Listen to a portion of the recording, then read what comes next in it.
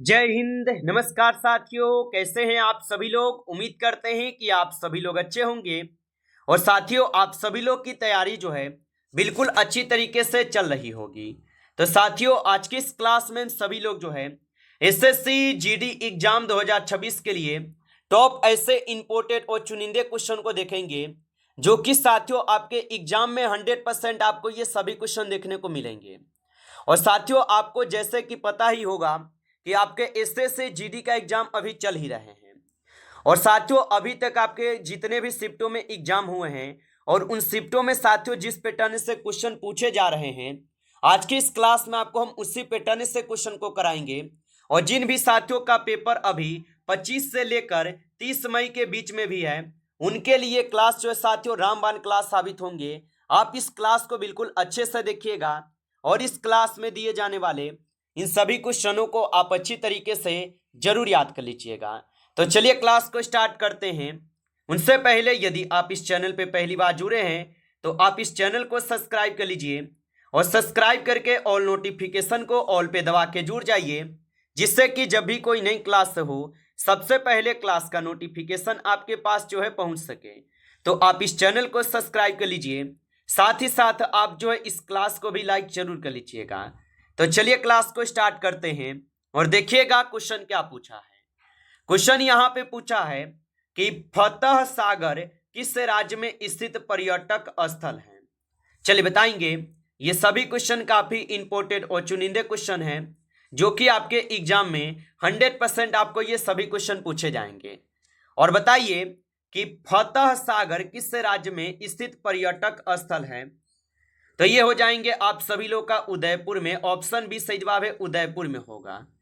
आगे देखिए, अगला प्रश्न यहाँ पे दिए गए हैं और प्रश्न क्या पूछा है कि किस अभिलेख में राजा पुलकेशिन द्वितीय का वर्णन मिलता है। तो याद रखेंगे कि किस अभिलेख में राजा पुलकेशिन द्वितीय का वर्णन मिलता है। तो ये मिलते हैं एहोल अभिलेख में। ऑप्शन बी हो जाएगा सही जवाब, एहोल अभिलेख में। आगे देखिए, अगला प्रश्न यहाँ पे दिया गया है कि होल्ट मैकेंजी ने कौन सा बंदोबस्त जो है शुरू किया था। तो होल्ट मैकेंजी ने कौन सा बंदोबस्त शुरू किया था। तो ये शुरू किए हुए थे महालवारी बंदोबस्त। ऑप्शन बी सही जवाब है, महालवारी बंदोबस्त शुरू किए थे। चलिए अगला प्रश्न देखेंगे। प्रश्न यहाँ पे है कि पैराडाइज लास्ट किसकी रचना है। तो पैराडाइज लास्ट किसकी रचना है। तो ये रचनाएं होगा मिल्टन के। ऑप्शन डी करेंगे सही जवाब, मिल्टन की रचना है। आगे देखिए, अगला प्रश्न यहाँ पे पूछा है कि वाटरलू का युद्ध जो है ये किस वर्ष हुआ था। चलिए बताएंगे आप। तो वाटरलू का युद्ध किस वर्ष हुआ था। तो वाटरलू का जो युद्ध हुआ था ये आपके 1815 में हुए थे। ऑप्शन डी हो जाएंगे सही जवाब, 1815 में हुए थे। चलिए अगला प्रश्न देखेंगे। प्रश्न पूछा है आपसे और प्रश्न क्या पूछा है कि अम्ब्रेला क्रांति का संबंध किस देश से है। तो अम्ब्रेला क्रांति का जो संबंध है ये किस देश से होगा। तो इसका संबंध हो जाएंगे हांगकांग से। ऑप्शन सी सही जवाब है, हांगकांग से होगा। आगे देखिए, अगला प्रश्न यहाँ पे दिए गए 7वें नंबर और प्रश्न क्या पूछा है कि स्वतंत्र भारत के प्रथम स्वास्थ्य मंत्री कौन थे। चलिए बताएंगे। तो स्वतंत्र भारत के प्रथम स्वास्थ्य मंत्री कौन थे। तो 7वें नंबर क्वेश्चन का सही जवाब ऑप्शन यहाँ पे बी हो जाएंगे, राजकुमारी अमृत कौर हो जाएगा। ऑप्शन बी सही जवाब है। चलिए अगला प्रश्न देखेंगे। प्रश्न पूछा है आपसे 8 नंबर कि ब्रह्म संप्रदाय का संस्थापक किसे कहा जाता है। तो ब्रह्म संप्रदाय का संस्थापक किसे कहा जाता है। तो इनके संस्थापक मानते हैं माधवाचार्य को। ऑप्शन सी सही जवाब है, माधवाचार्य को मानते हैं। आगे देखिए, अगला प्रश्न यहाँ पे दिए गए 9 नंबर कि ब्लैक पर्ल किस खिलाड़ी का उपनाम है। तो ब्लैक पर्ल जो है ये किस खिलाड़ी का उपनाम है। तो ब्लैक पर्ल जो है ये हो जाएंगे किस खिलाड़ी का उपनाम। तो ये हो जाएंगे यहाँ पे किसका। तो यहाँ पे इस क्वेश्चन का सही जवाब ऑप्शन यहाँ पे बी करेंगे। चलिए अगला प्रश्न देखेंगे। प्रश्न यहाँ पे आपसे पूछा है कि आधुनिक गणतंत्र की जननी किस देश को जो है कहा जाता है। तो आधुनिक गणतंत्र की जननी किस देश को कहा जाता है। तो आधुनिक गणतंत्र की जननी कहते हैं आपके अमेरिका को, ऑप्शन सी सही जवाब है, अमेरिका को कहते हैं। आगे देखिए अगला प्रश्न यहां पे दिए गए हैं 11वें नंबर कि गाल्जी काय की खोज किस वैज्ञानिक ने किया था। तो गाल्जी काय की जो खोज है ये किस वैज्ञानिक ने किया था, तो इनकी खोज किए गए थे आपके किसके द्वारा, तो यहां पे इस क्वेश्चन का सही जवाब कैमिलो गाल्जी के द्वारा हो जाएगा, ऑप्शन बी सही जवाब है। आगे देखिए अगला प्रश्न यहां पे है कि एक गज कितने फीट के बराबर होता है। तो याद रखेंगे आप कि एक गज कितने फीट के बराबर होता है, तो एक गज जो है ये 3 फीट के बराबर होते हैं, ऑप्शन डी सही जवाब है, 3 फीट के बराबर। अगला प्रश्न देखेंगे, प्रश्न पूछा है आपसे 30 नंबर कि वेल्थ ऑफ नेशंस किसकी रचना है। तो वेल्थ ऑफ नेशंस किसकी रचनाएं हो जाएंगे, तो ये रचनाएं हो जाएंगे एडम स्मिथ के, ऑप्शन ए सही जवाब है, एडम स्मिथ के हो जाएगा। आगे देखिए अगला प्रश्न यहां पे पूछे गए हैं 40 नंबर प्रश्न है कि निम्न में कौन सबसे पहले भारत के प्रधानमंत्री बने थे। तो निम्न में कौन सबसे पहले भारत के प्रधानमंत्री बने थे, तो 14 क्वेश्चन का सही जवाब ऑप्शन यहां पे जो है डी होगा, चौधरी चरण सिंह, ऑप्शन डी सही जवाब है, चौधरी चरण सिंह। आगे देखिए अगला प्रश्न यहां पे है कि जूडो किस देश का राष्ट्रीय खेल है। चलिए बताएंगे, तो जूडो जो है ये किस देश का राष्ट्रीय खेल होगा, तो जूडो हो जाएंगे जापान के, ऑप्शन ए करेंगे सही जवाब, जापान के राष्ट्रीय खेल हैं। चलिए अगला प्रश्न देखेंगे, प्रश्न है कि असम राइफल्स की स्थापना किस वर्ष की गई थी। तो याद रखेंगे इनकी स्थापना किए गए 1835 में।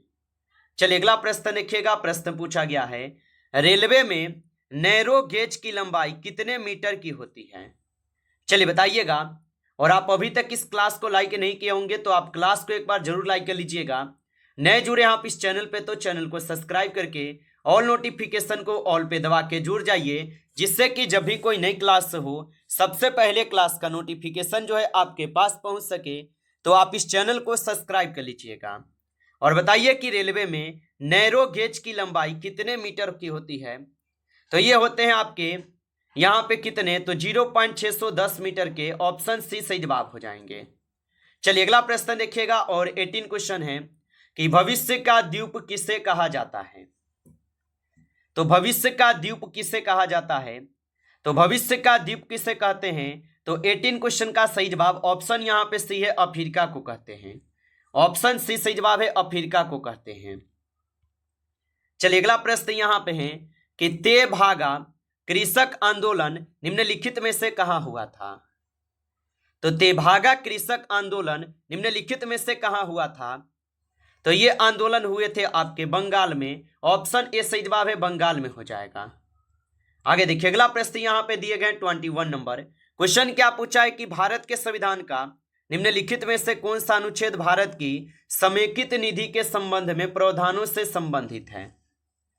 तो भारत के संविधान का निम्नलिखित में से कौन सा अनुच्छेद भारत की समेकित निधि के संबंधों में प्रावधानों से संबंधित है, तो यहां पे हो जाएंगे अनुच्छेद 266, ऑप्शन आपका जो है डी सही जवाब है, अनुच्छेद 266 है।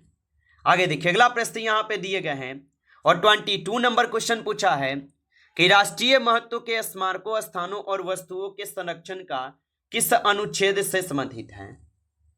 तो राष्ट्रीय महत्व के स्मारकों, स्थानों और वस्तुओं के संरक्षण किस अनुच्छेद से संबंधित है, तो ये संबंधित हो जाएंगे अनुच्छेद 49 से, ऑप्शन ए सही जवाब है, अनुच्छेद 49 से होगा।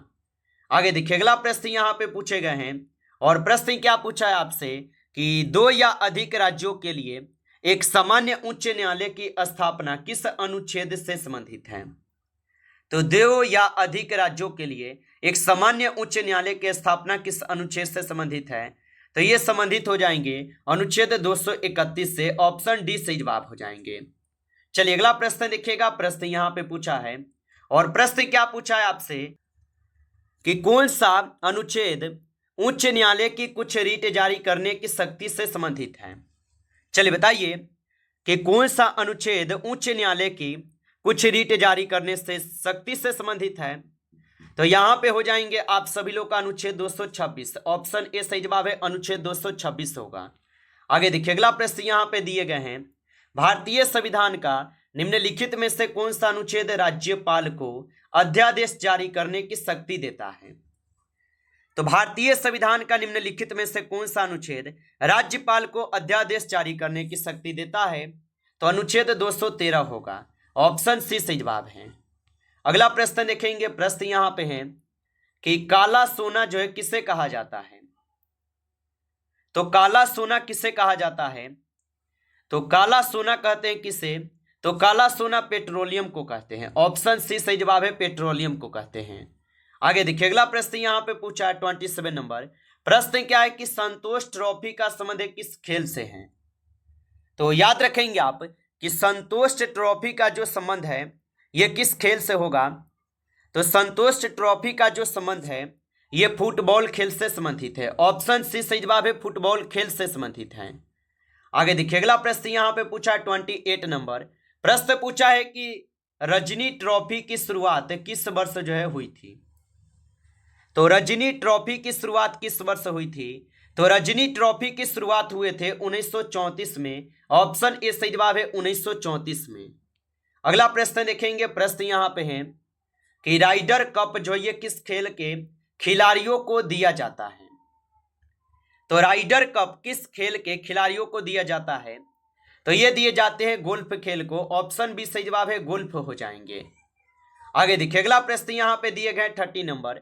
प्रश्न क्या पूछा है कि पहला आईसीसी पुरुष T20 विश्व कप किसने जीता है? तो पहला आईसीसी पुरुष T20 विश्व कप किसने जीता है? तो ये जीते हुए हैं किसने? तो याद रख लीजिएगा, भारत जीते थे। ऑप्शन डी यहां पे सही जवाब है। आगे देखिए अगला प्रश्न यहां पे दिए गए हैं। प्रश्न क्या पूछा है कि भारत का पहला राष्ट्रीय उद्यान कौन सा है? तो भारत का पहला राष्ट्रीय उद्यान कौन सा होगा? तो जिम कॉर्बेट राष्ट्रीय उद्यान जो है यह भारत का पहला राष्ट्रीय उद्यान है। ऑप्शन बी सही जवाब होगा। चलिए अगला प्रश्न देखेंगे। प्रश्न पूछा है आपसे कि काजीरंगा राष्ट्रीय उद्यान किसके लिए प्रसिद्ध है? तो काजीरंगा राष्ट्रीय उद्यान किसके लिए प्रसिद्ध है? तो काजीरंगा राष्ट्रीय उद्यान प्रसिद्ध होगा एक सींग वाला गेंडा के लिए। ऑप्शन सी सही जवाब है। चलिए अगला प्रश्न देखेंगे। प्रश्न यहां पे है। प्रश्न क्या पूछा है कि भारत का सबसे बड़ा राष्ट्रीय उद्यान कौन सा है? तो भारत का सबसे बड़ा राष्ट्रीय उद्यान कौन सा है? तो यहां पे हो जाएंगे आप सभी लोगों का Hemis national park. Option A यहां पे इस क्वेश्चन का सही जवाब है। आगे देखिए अगला प्रश्न यहां पे आपसे पूछे गए हैं और प्रश्न क्या पूछा है कि भारत की सबसे प्राचीन पर्वत श्रृंखला कौन सी है? तो भारत की सबसे प्राचीन पर्वत श्रृंखला कौन सी है? तो यहां पे इस क्वेश्चन का सही जवाब जो है ऑप्शन यहां पे आपके डी हो जाएंगे, अरावली। ऑप्शन डी सही जवाब है, अरावली होगा। चलिए अगला प्रश्न देखिएगा। प्रश्न पूछा है आपसे कि दक्षिण भारत की सबसे ऊंची चोटी कौन सी है? तो दक्षिण भारत की सबसे ऊंची चोटी कौन सी है? तो दक्षिण भारत की सबसे ऊंची चोटी अनाईमुडी की चोटी है। ऑप्शन बी करेंगे सही जवाब, अनाईमुडी की चोटी होगा।